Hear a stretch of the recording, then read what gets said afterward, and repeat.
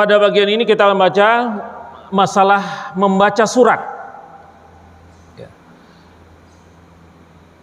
Di dalam hadis yang diriwayatkan oleh muttafaqun alaih, hadis atau dalil yang ke-29 dari Abu Barzah meriwayatkan bahwa Nabi Shallallahu Alaihi Wasallam pada waktu sholat subuh membaca surat yang agak panjang, sekitar 60 sampai 100 ayat beliau baca.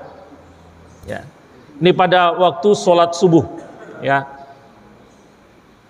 Beliau membaca sekitar 60 sampai 100 ayat. Ya. Dalil yang ke-30, hadis yang diriwayatkan oleh Ibnu Majah.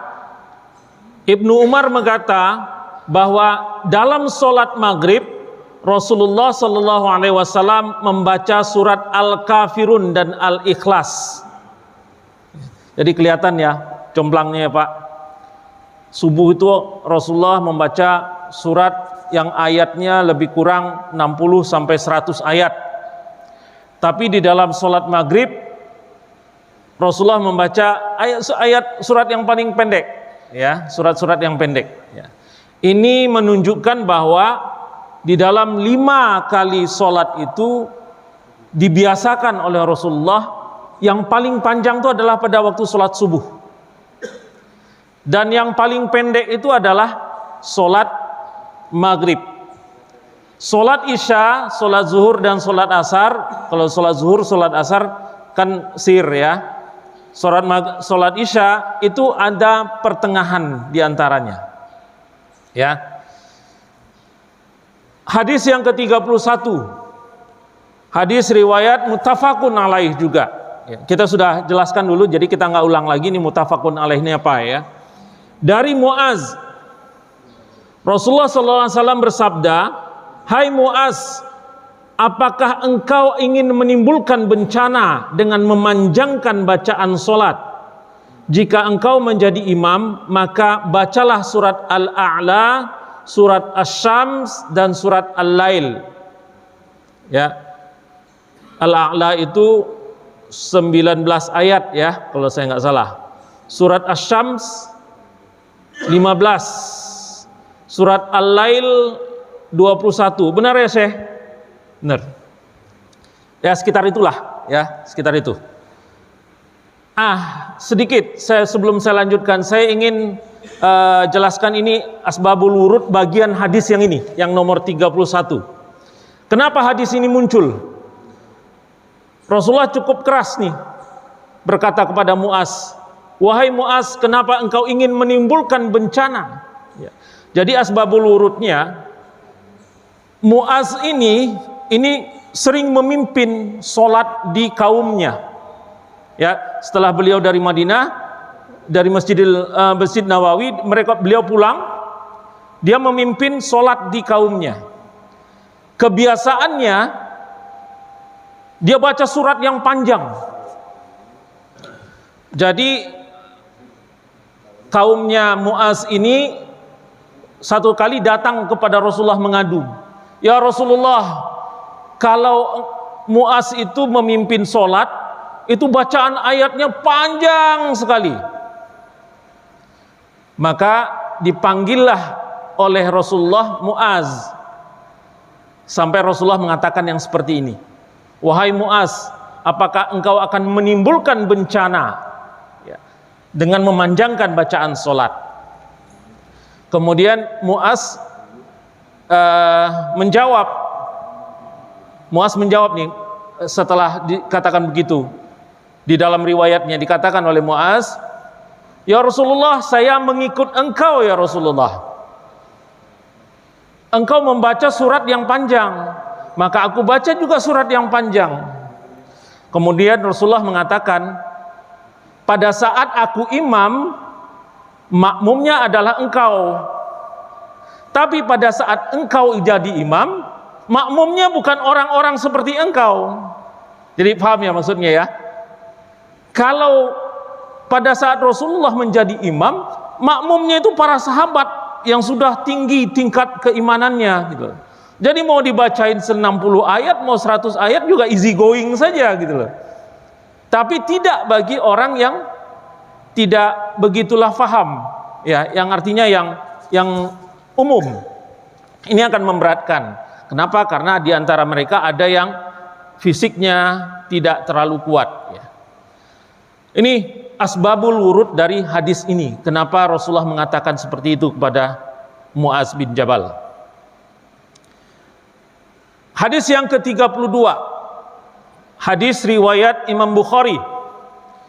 Siapa saja yang menjadi imam solat, maka ringankanlah bacaannya, karena di antara makmum terdapat orang yang lemah, sakit, dan punya kepentingan yang lain. Hadis riwayat Bukhari. Hadis yang ke-33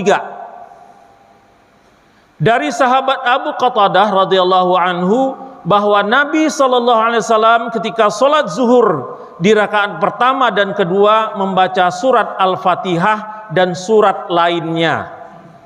Adapun pada rakaat ketiga dan keempat, Nabi SAW membaca surat Al-Fatihah saja. Hadis riwayat Bukhari dan Muslim. Ya. Kalau hadis 29 sampai 32 itu tentang panjang pendeknya. Ya. Kemudian hadis yang ke-33 ini membaca tentang hukum. Dibacanya Al-Fatihah, dibacanya surat, ya. Yang dimaksud surat di sini surat selain dari Al-Fatihah, ya. Yang dimaksud surat di sini. Karena Al-Fatihah kita sudah bahas 1 bulan yang lalu.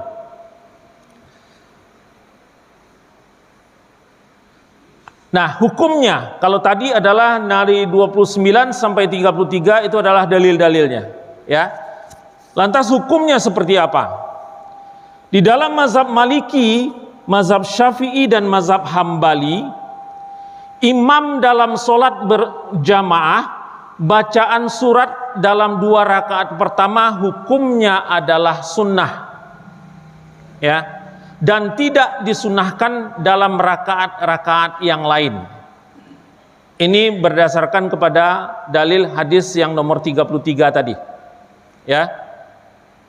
Imam dalam sholat berjamaah, bacaan surat dalam 2 rakaat pertama hukumnya adalah sunnah dan tidak disunahkan dalam rakaat-rakaat yang lain. Ini 3 mazhab, mazhab Maliki, Syafi'i dan Hambali. Sedangkan mazhab Hanafi hukumnya wajib dalam 2 rakaat pertama. Jadi hukumnya wajib dalam 2 rakaat pertama. Yang harus kita pahami bahwa seperti sudah saya jelaskan jauh sebelumnya, bahwa di dalam mazhab Hanafi itu dibedakan antara fardu dengan wajib, ya. Kalau di dalam mazhab Syafi'i, Maliki dan Hambali, fardu dan wajib itu artinya sama, ya. Tapi kalau di dalam mazhab Hanafi, fardu dan wajib itu berbeda. Apa bedanya? Coba lihat lagi YouTube-nya, ya. Itu sudah dijelaskan. Karena panjang lagi kalau saya jelaskan kembali. Jadi kalau dikatakan oleh mazhab Hanafi hukumnya wajib, itu belum berarti fardu, karena dibedakan. Jadi kalau di dalam mazhab Hanafi yang paling tinggi itu tingkatnya adalah fardu, di bawah fardu ada wajib. Tapi kalau di dalam mazhab Syafi'i, Maliki dan Hambali, wajib dan fardu itu sama. Baik. Kemudian apakah makmum membaca surat? Ya. Apakah makmum ikut membaca surat? Di dalam mazhab Syafi'i, dalam sholat jahriyah tidak boleh membaca surat, hanya mendengarkan imam saja, kecuali suara imam tidak terdengar. Dalam sholat sirriyah, makmum boleh membaca surat. Jadi kalau di dalam sholat jahar itu adalah sholat maghrib, sholat isya, sholat subuh, ya, yang imam membaca dengan jahar kuat, maka makmum tidak boleh membaca surat. Jadi jangan ikutin itu makmum. Makmum jangan ikutin, diam saja, dengarkan saja. Sekali lagi, ini untuk surat, bukan untuk Al-Fatihah. Al-Fatihah lain lagi. Ya, ini untuk surat. Kalau surat, makmum tidak membaca. Jadi walaupun kita hafal, nggak usah diikutin. Misalnya Al-Ikhlas, semua hafal. Wah, semua makmum baca surat Al-Ikhlas. Jangan. Ya, makmum nggak baca. Kecuali di dalam mazhab Syafi'i ada pengecualian. Kalau suara imam tidak terdengar, misalkan mik mati nih. Kalau zaman Rasulullah kan tidak ada mik ya. Kalau sekarang ada mik mati. Salatnya di luar, nggak kedengaran. Atau misalnya seperti di Masjidil Haram, Masjid Nabawi yang miknya mati. Kalau sekarang mudah-mudahan miknya nggak pernah mati ya, gitu. Kedengaran jelas. Tapi in case ya, dalam kondisi miknya mati, mazhab Syafi'i membolehkan untuk membaca surat. Ya. Nah, di dalam mazhab Hanafi, Maliki dan Hambali, makmum tidak membaca surat secara mutlak dalam salat jahriyah dan namun sunnah di dalam salat sirriyah. Jadi kalau mazhab Syafi'i bedanya sedikit saja. Dua-duanya sama-sama melarang. Empat-empatnya sama-sama melarang bahwa makmum membaca ayat, makmum membaca surat. Cuma di dalam mazhab Syafi'i ada kondisi yang dibolehkan. Kalau di dalam mazhab Hanafi, Maliki dan Hambali mutlak. Mau terdengar atau tidak terdengar oleh makmum, maka makmum tidak boleh membaca surat untuk sholat jahriyah. Tapi kalau untuk sholat sirriyah seperti zuhur atau asar, maka makmum disunnahkan membaca surat karena dia nggak dengar imam baca surat apa, ya, dia tidak mendengar gitu. Maka disunnahkan untuk membaca surah. Nah, itu tadi tentang makmum dan imam. Bagaimana dengan orang yang sholatnya munfarid?